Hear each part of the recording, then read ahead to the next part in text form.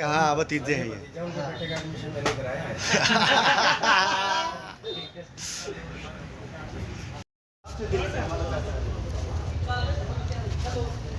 जगह छोड़ ले ले अड़े खड़ा थोड़ा चाचा आगे ही। हाँ मार फोटो चाचा दिखनी थी पतीला। अरे डाउन कर ले इसने मार या तू मने चल कर दे ठीक कोई बात।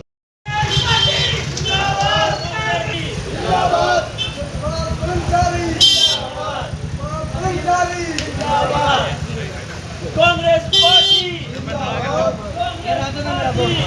बाजार में 2 अलग सही है भी मिल सारा।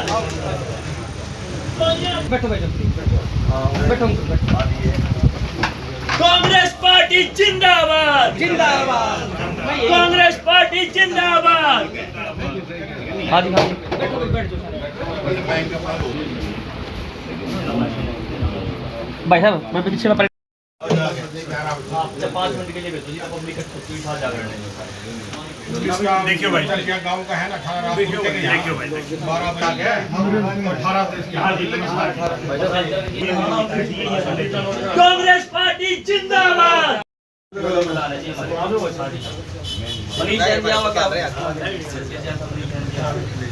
अंकल जी हमारे जवान जल्दी कौन है क्या भाई? अमित भाई आ गया आगे मिलने मिल भैया मिल लिया कोरोना सारे बैठ जाओ। महाराज जी बोलेंगे सारे बैठ जाओ। सारे बैठ। एक बदलाव जरूरी है। आप सर से हाथ जोड़कर हमारी बेनती है, सभी मेरे कांग्रेस पार्टी के भी वरिष्ठ नेतागण हमारे साथ पहुंचे हैं, सम्मानित सदस्य हैं सारे।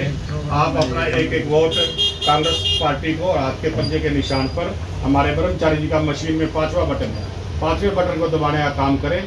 और आपने पहले भी देखा कि सरकार ने किस तरह व्यापारियों के ऊपर कभी नोटबंदी करके कभी जीएसटी लगा के अब एक नया 45 दिन में पेमेंट देने का एमएसएमई एक नया रूल और पैदा कर दिया है। और हमारी हर बात को जब भी हमने अपना हक मांगना चाहा, किसी ने भी मांगा, व्यापारी ने मांगा अपना हक, जब लाठियां मिली और किसान को कोई पैदावार मिलेगी, किसान को कोई दुगनी आय मिलेगी तो डायरेक्ट उसका फायदा व्यापारी को होगा।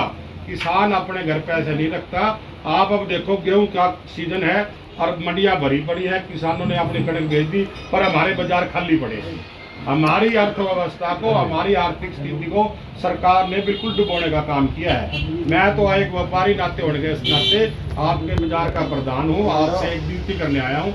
डॉक्टर सुशील शर्मा जी अपनी बात भी रखेंगे, भाई महावीर कंप्यूटर हमारे शहरी अपने जिला के प्रधान है व्यापार संघ के, ये भी अपनी बात बताएंगे। पर आप से ये हम हाथ जोड़ के विनती करने हैं कि आप बदलाव का दौर है, आप बदलाव करें, अपना एक वोट सतपाल ब्रह्मचारी जी को देने का काम करें। ये देशभक्ति और अंधभक्ति की लड़ाई है। लोग बरगलाते हैं ऐसा हो जाएगा, लोग हमारे को लूट लेंगे, मुसलमान भी हमारे भाई हैं, हिंदू भी हमारे भाई। और आने वाला समय चौधरी भूपेंद्र सिंह उठागा कांग्रेस की सरकार बनेगी। पहली कलम से जो जिन पिछड़ा वर्ग है, जो यहाँ रोजगार नहीं, तो पहली कलम से यहाँ बड़ी बड़ी कारखाने की फैक्ट्री आएंगे, औद्योगिक क्षेत्र बनेगा। और उन्होंने वादा भी किया और चौधरी भूपेंद्र सिंह हुड्डा पे यहाँ भी बुलवाई। और दूसरा विषय ये रखा उन्होंने टाउन हॉल पे व्यापारी काफी। कांग्रेस पार्टी जिंदाबाद।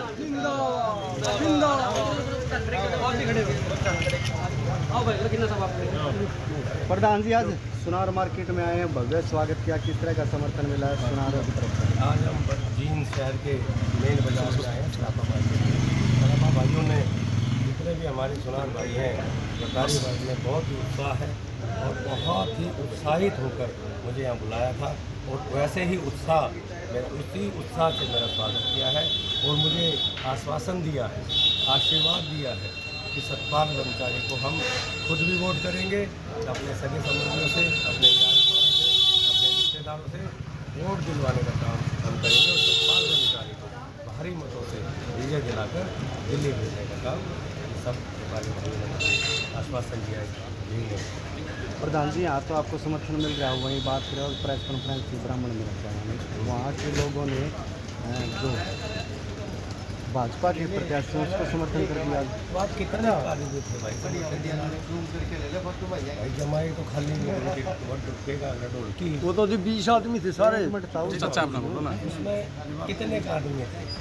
21 तो टोटल मेंबर हैं, जिनमें से 6-7 आदमी थे, ठीक है। और उनने भी दिया, उनकी ढोलकी खाली नहीं होनी चाहिए, इतने मतलब खराब काम नहीं होना चाहिए उनके लिए।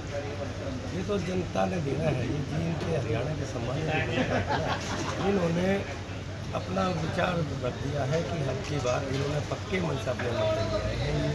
इन्होंने सोच लिया है कि सतपाल ब्रह्मचारी कांग्रेस पार्टी को जिताना है, वो संसद भेजना है, और वो भी बहुत बड़ी मत। और ये जो आप ब्राह्मण समाज कह रहे हैं, सारे ब्राह्मण सतपाल ब्रह्मचारी के साथ हैं। सतपाल ब्रह्मचारी को इतनी इज्जत सम्मान देते हैं वो लोग। सतपाल ब्रह्मचारी को बहुत अच्छे से जानते हैं सभी, तो सतपाल ब्रह्मचारी ही जनसेवक है, वही हर एक वर्ग की समस्याओं का निपटारा कर सकते हैं, उनको सुरक्षा दे सकते हैं, और उनके अधिकारों का जो हनन हो रहा है उससे उनको बचाया जा सकता है।